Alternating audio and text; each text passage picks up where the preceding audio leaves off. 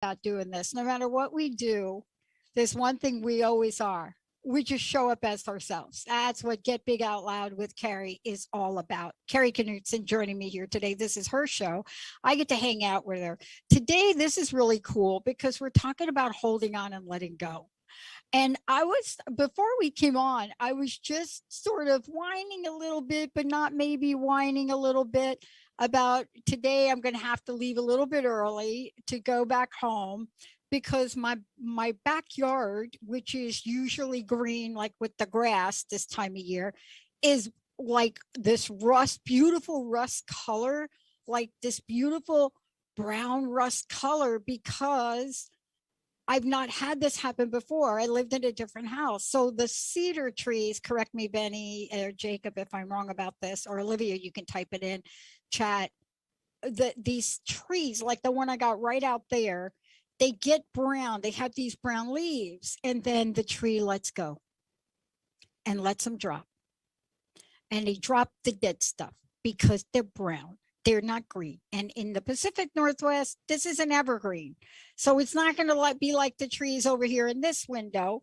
It's like the trees here. It's evergreen, but it has a beautiful way of letting go.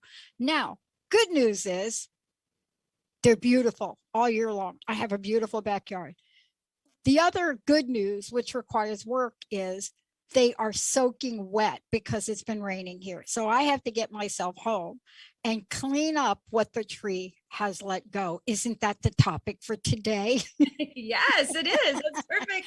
I hope you think about it as you're cleaning up today. What does this let go that I can take now and continue on its journey? But this is really the key. See, trees know. Everybody thinks, oh, it's temperature related or it's this related. And I had a friend of mine who studies all of the tree things. And, she said, no, the trees are smart. They know when to let go. And it may or may not be related to, quote, the temperature as we think it is, right? Sure. But as humans, we do not know how to be like the tree. Well, that's why when I thought about talking today, the idea of trees, and it's perfect because it's fall. Most people can relate to fall, well, except for our southern friends, right? Who like have similar season all the time. But we know the idea of fall, right? And the whole thing around when to hold on and when to let go. And I think the tree analogy is so perfect because when you see trees, especially now, I'm in Colorado, some of them are still fully holding on because we haven't had a big storm yet, right? Changing colors, and others have them dumped their leaves. And I kept thinking about this month, how do they know when to hold on and when to let go?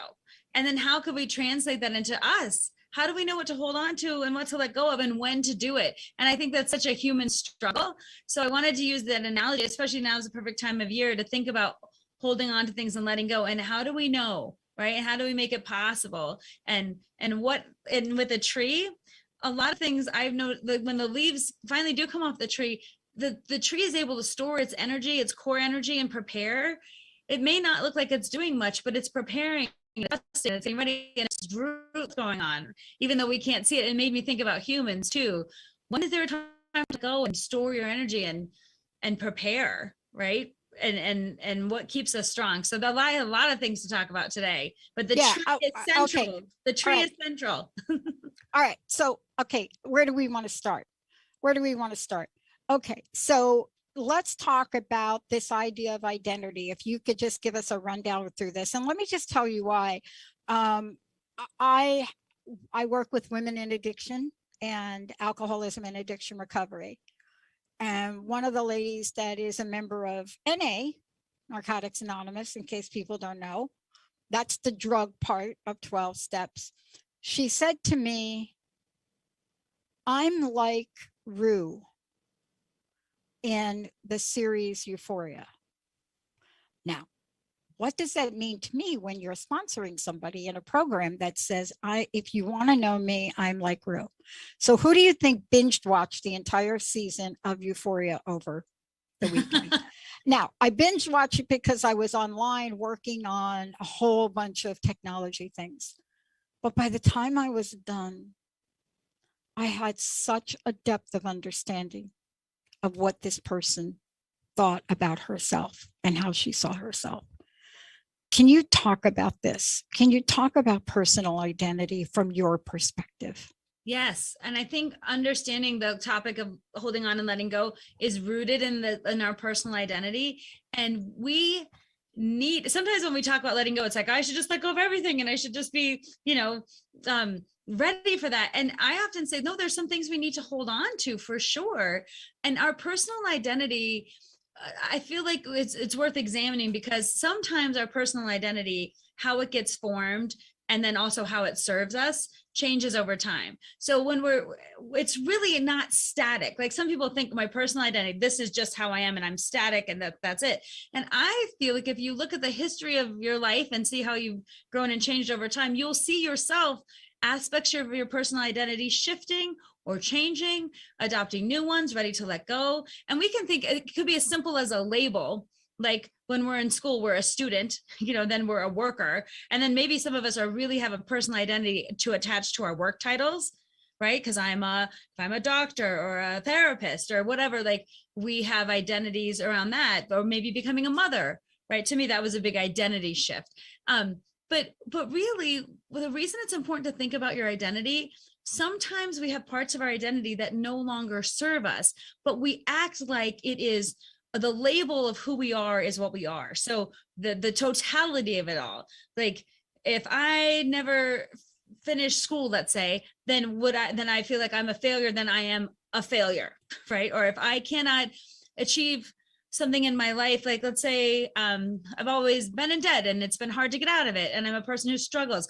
I'm a person who struggles with money. And that mantra becomes like that. A lot of us too, with our weight and our health, like if I'm overweight, that's how I am, that's how I'll always be. And we identify ourselves in these ways that don't serve us or our growth. But because sometimes our personal identity is so ingrained, either internally, right, or externally, people say, why do you think you can do that? You'll never be able to do that. Or, no one in our family ever did that. Like we get these external things as well. So sometimes it's the external forces of what the society says, who we're supposed to be or what we can achieve. Then we have the internal. And what I feel like is sometimes our personal identity needs an audit, right?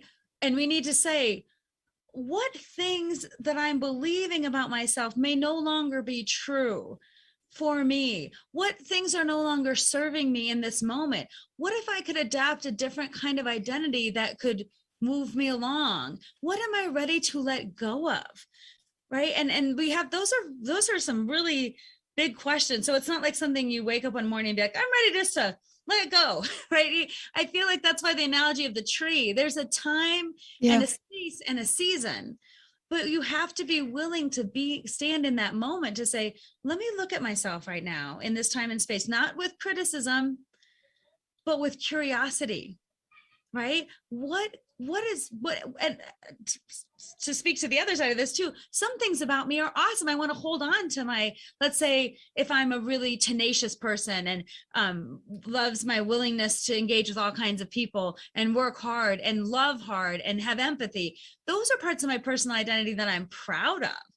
Right? And those are parts that I continue to want to grow and explore. So I feel like, baby with the bathwater, sometimes when we want to make a change, it's because it's all wrong or it's all bad. And I think it's important to weigh both sides. There's some things you should definitely hold on to. And there's some definitely things in a time and space and season that you're probably ready to ease out of.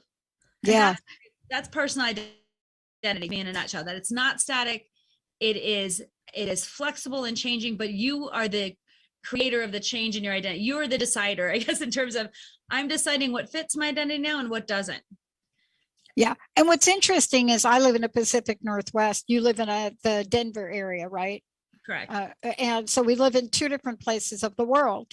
Yet what we know is that here we go through seasons, and every season, depending upon where you live, has a change. Now, if you're my buddy Mark Anthony and you're down there in Florida, then what? You're putting on a sweater.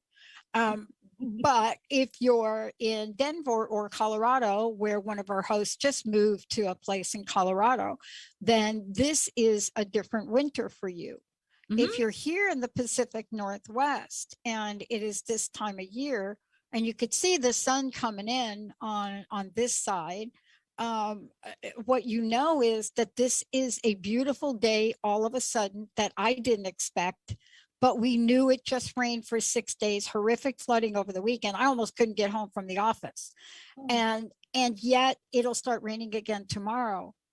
But these are changes that kind of drive you to thinking about how you're going to live your life.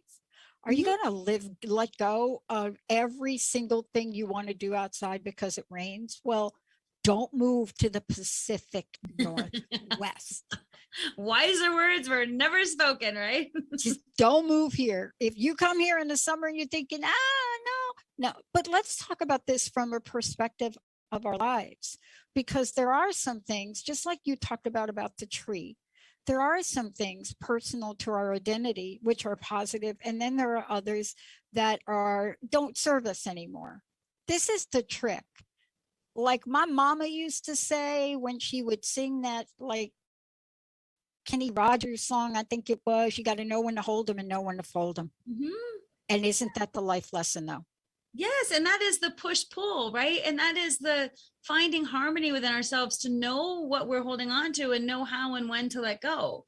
And that's why I think a lot of times when people, like in my line of work as a therapist, a lot of people feel like I need to change everything about my life, like everything's wrong, and everything, like they might come in a crisis, or one part of their life is overtaking other parts, and we forget our strengths, we forget what's right about us, right?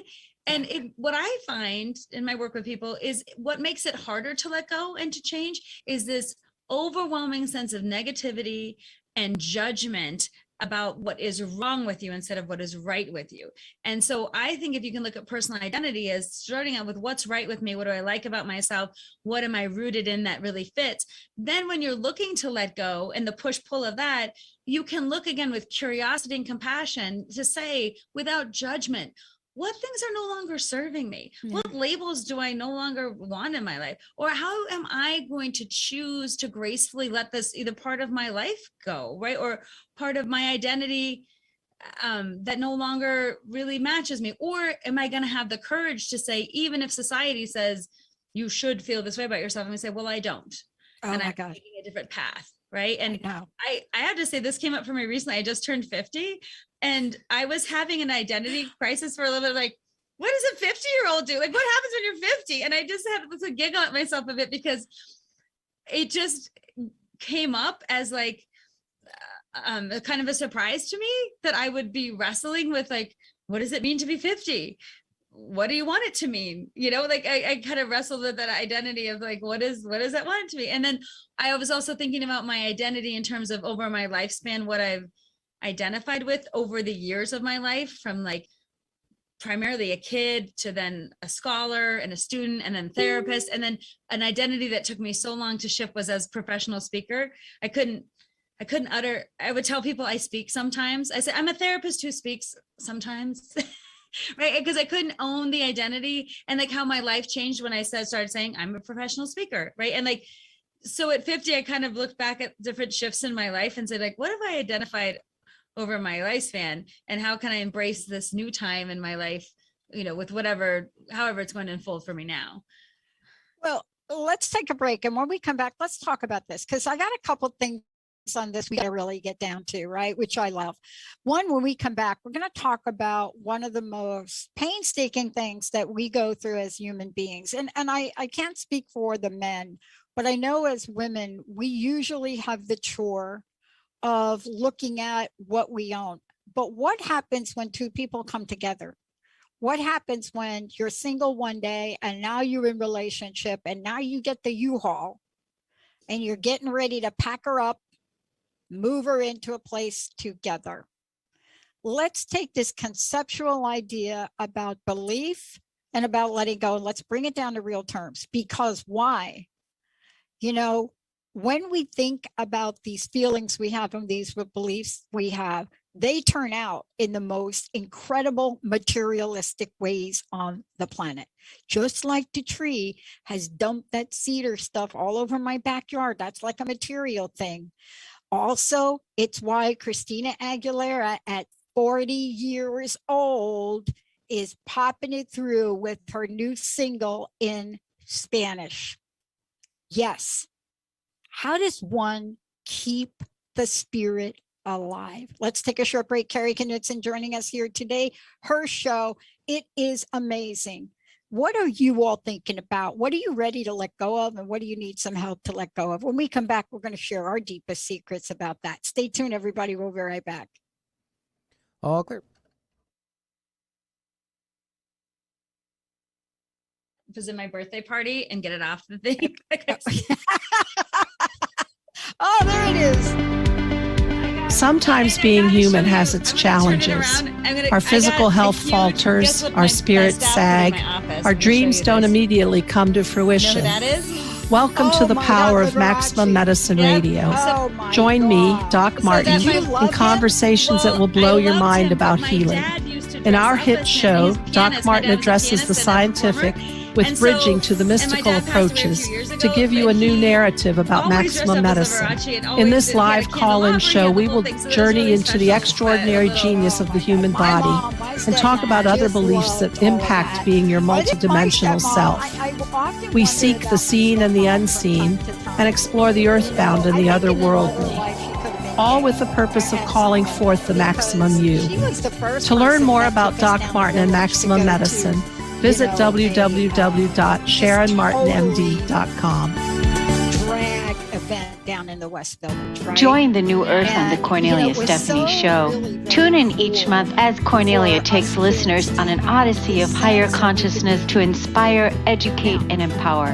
Cornelia Stephanie is a spiritual teacher, passionate speaker, published author, and founder of the Empower Network. Cornelia guides people on the path of self-healing, peace, and liberation. For more information, go to corneliastephanie.com. It's a series. Have you been on life's roller coaster trying to figure out what to do next? I think it's HBO. Then join Greta, Lee, Yvonne in the Realm of Beings each Friday at 8 a.m. Pacific, 11 a.m. Eastern on TransformationTalkRadio.com. Shake the dust off your wings and fly to the highest heights in your thoughts and actions. Express your greatness. Be a champion for yourself, and we'll see you there on Shifting Impressions Conversations with the Realm of Beings. Issues about transgender and love. And are you ready to get big and live your life out loud? People doing crazy things. Tune in to Get Big Out Loud Radio, exploring life through the lens of curiosity and compassion. With me, Kari Knudsen, joining Dr. Pat live every second Monday at 10 a.m. Pacific on TransformationTalkRadio.com. I will offer ideas to transform what you are thinking into conscious action. If you want to get big and live your life out loud, visit me at KnudsenSpeaks.com. Yeah, how it would have influenced me. I mean, it influences me now to a point. I'm still trying to see if I set up my TikTok account. Ready to come in? Ready, Benny. Thank you. Hey, everybody. Welcome back. So great to have all of you tune us in and turn us on. You're listening to Get Big Out Loud with Kari Knudsen. Kari, before we roll on, look, you are somebody, you're out in the world. You're working with young people. You do these amazing, funny things. You're a professional speaker, a storyteller, counselor, mother. Benny, we have not seen her do the closet rap artist thing, so we gotta get that for the next show. We got to get the rap for the next show. All I need is a backbeat and a topic. That's all I need. That is the topic. She's already spitting some confidence right there. I think she's got it. So that's going to be the name of our new show, right? Spitting some confidence. Yeah, that's what we're saying. Not bad. It's not bad. That's what I love that. Ooh, I love I that. just came up with it. The topic for our next show. But look, you are in the world. Look, you've been up in front of a one-woman storytelling show. You call yourself, and honestly, I'm getting a hot flash even just saying it right now, a chronic extrovert. Now, imagine doing a show, chronic extrovert meets chronic introvert. That's us right here today. But we're taking on the letting go thing. How do people find out more about you, everything you're up to? Because you are got it going on. How do we do that? You can find me on any social media handle at KnutsonSpeaks.com, or Instagram or Facebook at Knutson Speaks. It's KNUTSON. And really everything I'm trying to put out in the world, whether it's through my storytelling show or this podcast or my coaching or my presentations, it's all about applied psychology, how we connect with people, our human relationships, tangible ways to think a little differently about what's going on. And so I think no matter what the venue is, I'm really excited about connecting with people. And that's my chronic extrovertness, I think, coming out, is I love people. I love to be with them. I love their ideas. I love to hear about their different perspectives. And I think that's fueled a lot of my business, because I get to be with so many different people and really grow from those experiences. So I love everything that I get to do is in alignment with my values and what I'm excited about doing. Now, look, I want to go back to this because I mentioned ex-Tina. I have been a Christina Aguilera fan. Benny will tell you. We're actually in her bio. Crust busting is in her bio because we gave her an award back in the day for her album Stripped. I mean, that was the most, how should I say it, bold set of lyrics and music about women and about people of the LGBTQ community and about people of color to come along in a really long time. So now she comes out, this former all new Mickey Mouse Club alum. Now she comes out and I'm not kidding. Nobody's going to tell her you're 40, don't do this. It's just not going to happen, right? Mm-hmm. And now she comes out and drops this single with two other women, and it is a single that it pays homage to women. So this is a woman that has stayed true. Go back, did that album contrary to her label. Her label's like, no, you can't do it. No. And she's like, yes, I'm going to do it. And now she's back full circle in just an amazing song that pays homage to women. And it's called For My Girls, but it's Spanish, right? Pa mis muchachas. And, there we go with that. Stay true to oneself. Now, here's the question for you. This is a woman, just like you and me, and she faces what you and me face. She may be ex-Tina, so what? Doesn't matter. But we have to make decisions every day on what to hold on to, what's going to support who we are and what's not. For her to come full circle, right? Mm-hmm. 20 years later, and still be talking about what's important to her. She has not missed a beat. So how do you and I do that? And how do we help our listeners do that? Well, I see how you're inspired by that right now, Dr. Pat. Like, you are inspired by someone else showing up, right? And kind of in my mind, I don't know as much about Christina Aguilera as obviously as you do, but from what you're telling me, it seems like she started off one way, reinvented herself, came back, stood firm, is making something now that is really authentically her, and showing up in the world with that. And you're loving it. Is that right? And she's admitting this, just like the rest of us. Oh, by the way, how do you feel about that, Christina? She says, about writing in Spanish? Oh, intimidating and scary. Yes, mm-hmm. Right? Mm-hmm. Aren't we talking about letting go of the stuff that is just holding us back from being all we can be?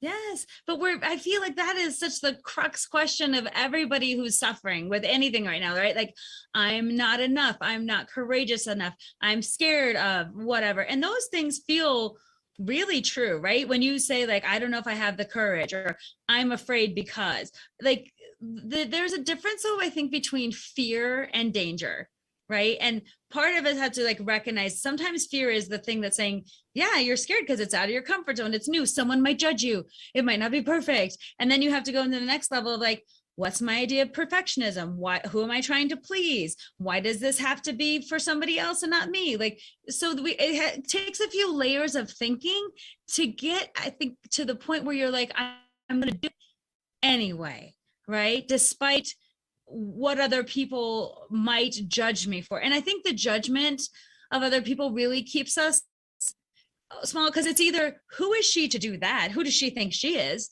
Right. Or if it's not perfect and it's, let's say you fail, the judgment of failure, or I say, and very rarely do I see anyone full out fail at something. I see where it could have been better, or where like they might do it different next time. But even when I think about my own idea to do a show, a one-woman storytelling show, and I was talking to a good friend of mine named Laura, and I was like, I'm so scared to do this show. And she's like, well, all you do is talk in front of people. Oh, that's your job. And now you're scared to do a show. I'm like, no, because it's about me. Yeah. It's about me. So people could judge my stories and me. When I talk about psychology, it's someone else. So they can judge, whoever they want. I mean, don't judge Carl Rogers, because he's the father. But I mean, you can judge anyone you want. Let's judge Freud. Okay. But then the judgment. Yeah, let's judge Freud. We could do that. He gets all the show. But the idea of like, oh no, someone's going to judge me, because those steps to go out of our comfort zone, to say like, this is what's true for me in this moment. This is how I want to express myself. This is what I want to say. This is what I want to put out in the world, especially if it hasn't been done before, or in a way that you can do it. I think that the judgment piece gets so wrapped up, and fear goes along with that, right? So when we see people do it anyway, like deal with their fear and deal with their judgment, we get inspired, right? Like just like you are now with Christina doing it. And you may be inspired to do something else that's not release a Spanish language single, right? My God. Tell me how many I've had to face my fear in the last month about things that I'm planning and things that I'm doing. I mean, honestly, we could do a whole nother show on that. But, here's the thing now. Kids are buying this T-shirt all over the place now. They're just, it's a mantra. It's from okay, Benny, I have to mention it again, because just saying right here, Kari just brought up fear. So I'm just saying, in the movie Dune, it's the litany. It is now the T-shirt everybody's getting. Fear is the mind killer. And there's a litany that comes out of that movie. And it's from the author of the book Dune, but it's, I must not fear. Fear is the mind killer. Fear is the little death that brings total obliteration. I will face my fear. I will permit it to pass over me and through me. And when it is gone past, I will turn the inner eye to see its path. So when it's gone past, he's going to look back. But he's going to look back from within the inner eye. Where the fear is gone, there'll be nothing on the eye will remain. So I was interviewed the other day, and somebody said, we heard you're talking about this one thing like over and over and over again, Pat.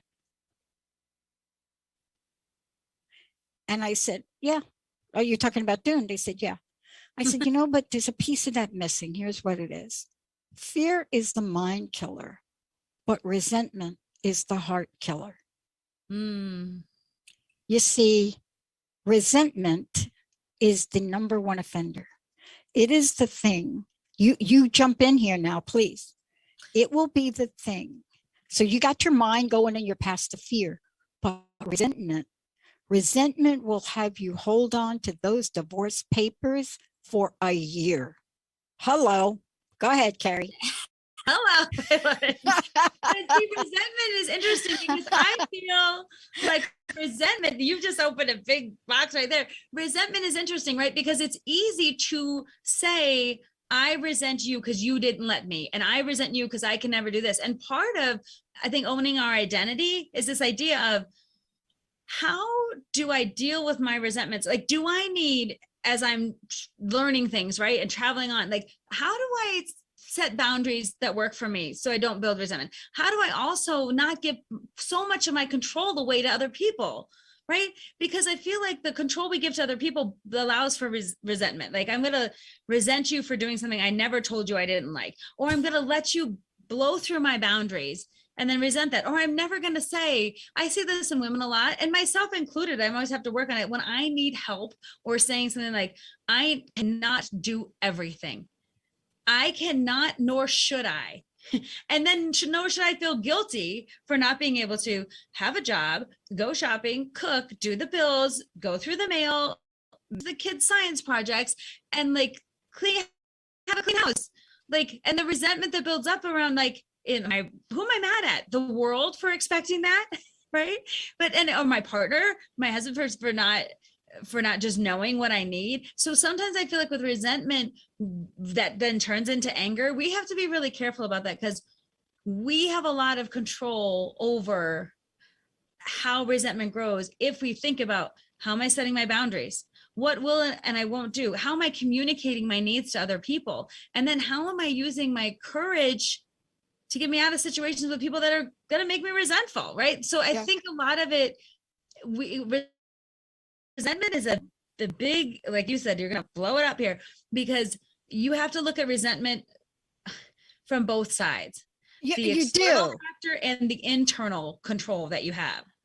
And I love that we put fear and resentment together, because I know what the acronym for fear is in my book. I am a truck driver's daughter, so I can tell you what I learned growing up, what fear meant, right?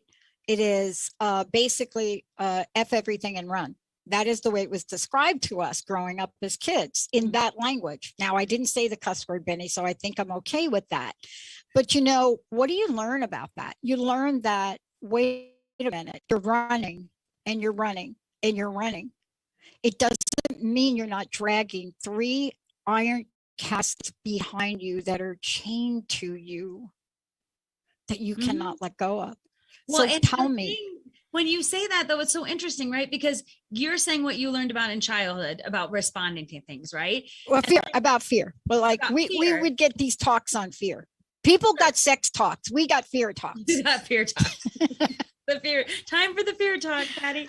The whole idea of like what you drag behind you. So you get this messaging, right, on fear, and then what to do about it. And then at some point in your life, you outgrow that, or you recognize, man, I'm dragging a lot of stuff with me from the past. And I have to just stop for a minute to question, does this still serve me? Do I want to be dragging this around? Does this feel like I can manage this? Is it possible too that I really needed that at some point in my life? And you could say, thank you. Wow, you really taught me something, or you got me through a tough spot. Oh yeah, that's an old way of thinking that I understand where that came from, without having to be like wrong or bad or horrible, or like blame someone like, you did this to me, now I can resent you. Can you see, like, whatever was in the time was what it was, but now you have the choice, you have the fortitude and the power, the locus of control coming here to, again, let things go with grace. Means to say, like, oh, I see how that served me at a time, or I see how that messaging really impacted me. And I'm choosing I'm choosing to let it go with grace. I always say, let things go with grace, so that what you grasp onto can grab with grace as well. Like, but letting things go with grace is also a worthy endeavor. Instead of like burn it all down, or blame everyone who wronged you, or like raise your fist in the air and say, this is why everything's wrong with your life. Like, part of me, again, the slowing things down to like nature time in your season, in your way, looking at yourself with love and compassion for all the things you might have drug along, and instead of criticizing yourself and saying, no one else is doing this, or how can I let it go sooner, or like, I can't believe I believe it, whatever it is you're going to say to yourself. A lot of that again is so, that doesn't feel exciting to me, or like hopeful or easy or loving. No, it's really heavy. Hard. And, to be honest with you, man, it had to be about 20 years ago. I went to a psychic in Port Townsend, and I was at the door, and she said, don't come in before you tell me who are the 3 iron people in the iron caskets that are chained to you that you're bringing in my room. I mean, she saw it. And I named them immediately. I named them immediately. Oh, I did. I named them like boom, boom, boom. And then I came in. But this is really for people listening. In your gut when something's ready to come up. There are a couple things in life I'd like you to comment on, if we could, Kari. Mm-hmm. There are things that happen when someone we love passes. I'm not talking about divorce. I mean, like a mom or a dad. Mm-hmm. And one of the hardest things that I've watched people go through, it's not been my experience, because basically everyone in my family has died suddenly, like alive and now dead. That's the way they roll. But other people so much. I've watched my best friend go through taking care of the mom for 12 years and now still has mom's stuff and is thinking, I have to move these on. Mm-hmm. And see, this is another part of this. See, when the heart hurts, not in a bad way. You see, we always think letting go has got to be bad, but the heart hurts. And we still have to let go, right? But we can let go, as you said, to coin your phrase, with grace. Tell us what that looks like, Kari. Well, I think it's interesting that you bring up death around that, because it's a very easy way to think about. Most people have some experience with death in some way where you feel like, oh, I have to really struggle with it. Like, what does it mean to let go of this person physically, emotionally, their possessions, what they meant to me in my life, who I am without them, how I feel in this moment because of this change that has happened to me, you know, and our expectations too of ourselves around grieving. Like, are we doing it right? Are we doing it for too long? How, like, what should we be sad about or not? Like, it's funny because I think death brings up a lot around how we let go with grace, right? But it's always conflicted with a lot of emotion. And again, sometimes we diminish that emotion, which keeps us from letting go gracefully, because we either, I shouldn't feel this way, or let's say like we have conflicting emotions. Like, I'm thinking for myself around death, sometimes feeling like so much sadness, but then anger. And those conflicting emotions of like, that and but that's part of like in the moment letting yourself be like, oh, I'm having these conflicting feelings, instead of like pushing them away, wishing them to be different, judging yourself. Part of letting go with grace is acknowledging all the things, right, without judgment, but with curiosity, right? And saying, in my season, like, it's interesting for me, because when I think about this, the idea of letting go of things, my dad passed a few years ago, and I've been thinking about gradually over the last 4 years, I've gotten rid of different possessions of him, right? And at some point, those possessions were so important to me. And over time, I've been able to be like, this book is not my dad. This thing is not my dad, right? But I think about what's interesting, what remains now after 4 years is a picture of him that I love playing piano and his accordion. And I keep thinking, what's the summary of a life, of his life to me, or these things that I have of him in my presence that I don't want to let go of, because those things ground me. Now I can look at them with joy. And for a while, I couldn't even look at a picture, right? It would just send me into, but I'm seeing myself change, and I'm acknowledging that I'm changing. And I'm also acknowledging like that I needed help, and that I had to have a friend who has an organizing business come and take a garage full of stuff away. But I said, part of letting go with grace is also not trying to do it all yourself. And I said to her, I said, she has an organizing and design company, and it's amazing. And I said, can you help me with a move out that's not my stuff? Can you physically come to my house and take this? Because it's too emotional for me. Oh my God, we have to get her for Linda. Oh yeah. She is amazing. It's an amazing company. Can I say what it is? Yes, of course. It's called Room Redefined. And the owner is Erin Gaskins. And she helped me so much with that transition, right? The letting go of physical things that were holding on, my emotional things that were like weighing me down judgmentally. And sometimes asking for help around letting go or getting new perspective can be life-changing. And she owns an organizing business, but it was more like a therapy session, right? For me to see in those times in our life, sometimes letting go, we need other people. We also need to be vulnerable. And that's why letting go with grace also involves acknowledging other people in our lives, and the fact that, you know how we have this independent streak in the United States, go it alone, figure it out, do it, don't let everyone see that you're vulnerable. So not only asking for help, but showing your vulnerability. Like, maybe I don't know how to let go, but I kind of know it's time, right? Maybe I need some new ideas about it. Doesn't have to be a personal judgment. Like, why can't you figure it out, Knutson? Everyone else is. Like, maybe sitting with that, like, I just don't know, but maybe somebody else does, or maybe asking for help, or being vulnerable enough to say, I'm in a tough spot and I know this doesn't serve me, but I'm not quite sure of my way forward. See, to me, that's generous. That's realistic. That's thoughtful. It's feels empathetic to ourselves, right? And I think letting go comes from creating that safe space around yourself to cultivate your courage, right? To start ideating in a new way, to generally release things without gripping so tightly. We can just hold on and then let go, like the leaves, right? So all of those things play into, I think, letting go with grace. and how we can do that. Well, we're going to take a short break. When we come back, we're going to follow up with that, because you said something really interesting and super important in this entire conversation. What is it about letting go that keeps us holding on? Right? What is it about letting go that keeps us holding on? I have such a good thing to say to that. That's a great question. Hanging on. How many people redid that song? I know the Supremes did it, right, Benny? You Keep Me Hanging On. Vanilla Fudge did it.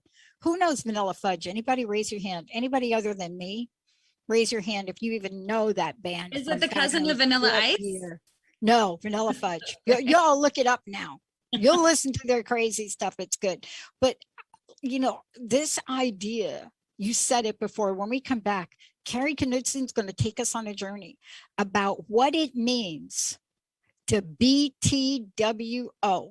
BTWO. Stay tuned. When we come back, you're going to get all about BTWO from Kari Knudsen, everybody. Stay tuned. We'll be right back. All clear.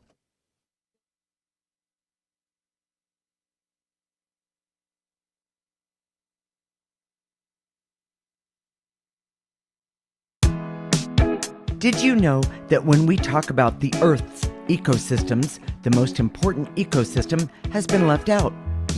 We created the ecosystem approach to recapture human potential. Find us at theecosystemapproach.org. Join us every Monday at 1 p.m. Pacific Time and 4 p.m. Eastern Time for the Ecosystem Approach Show with Jason and Patricia on TransformationTalkRadio.com. It's time to get your life back on Burn Bright Today with Jennifer Marcinelli. Tune in each month on TransformationTalkRadio.com. Learn to move from the darkness of burning out to the light of burning bright. Jennifer is redefining stress and the energetic causes of burnout, shining a light on process to get your life back. For more information about Jennifer and her work, visit burnbrighttoday.com. Have you ever felt like if you just had the right tools and resources, you'd be able to carve a path toward the life your heart is aching for? Guess what? You have everything you need inside you. I'm Natasha Odnedo, and I'm here to show you that your healing is in your hands. Tune into my show, Unlock the Healing Path, every second and fourth Monday at 12 p.m. Pacific on TransformationTalkRadio.com. To learn more about me and my work, visit NatashaOdnedo.com. So how do you value your self-worth? Join Dr. Pat and Sabrina Wright as they introduce Sabrina's holistic approach to self-care and inner peace. Get empowered to make decisions for yourself. Change your view of your own value and learn the tools for investing in who you're designed to be. Live the good life every second Thursday at 11 a.m. Pacific on The Dr. Pat Show featuring Sabrina Wright. To learn more, visit SabrinaIsWright.com. Tune into 3 Things I've Learned with Susan Dolce every first and third Tuesday of the month at noon Pacific, 3 o'clock Eastern on Transformation Talk Radio. Join Susan and her guests as they share the stories that shift our souls about radical transformations, courageous breakthroughs, and life lessons. 3 Things I've Learned with Susan Dolce. For more information, go to TransformationTalkRadio.com or visit Susan's website at SusanDolce.com. Are you ready to experience full body system wellness? Tune in to the Empower Me Show with Pam Bright, a spiritual toolbox for your life. Embrace the fullness of who you are as a spiritual being, having a human experience. Pam Bright is a multi-dimensional healer, light language channel, energy intuitive, and spiritual transformation coach. Join her for a rich conversation about how to unlock all your spiritual gifts. Mondays at 3 p.m. Pacific on Transformation Talk Radio.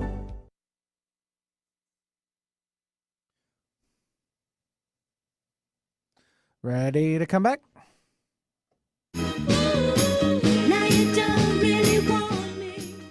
That's it. You keep me hanging on, right? Like you don't really want me, but you keep me hanging on.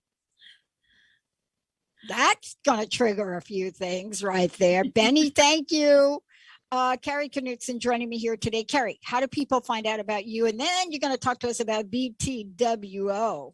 Okay. You can find me anywhere at Knudsen Speaks, either .com or on social media. on the web. That's where I am. And I do presentations, coaching, and I have a one-woman show.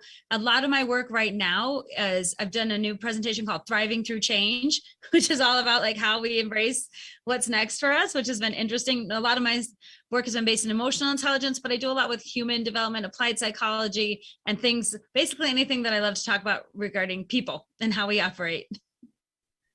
All right. So you ready to like give us a little lesson here on this? Because it is by far one of the most important things we can learn in the evolution of ourselves in this lifetime, but it's so tied in to belief as well. One of the really toughest beliefs we carry is, and again, as we get older, we let age determine the action we'll take in life. I'm too old to this. Well, that is not Christina Aguilera, because basically if you're 40 in the industry, hello, what I'm saying to you about that, but it's not her belief. But there's a trust that she must have. And if you look up the definition of trust and you take it to where you are, this is what you're going to tell us about right now. You ready?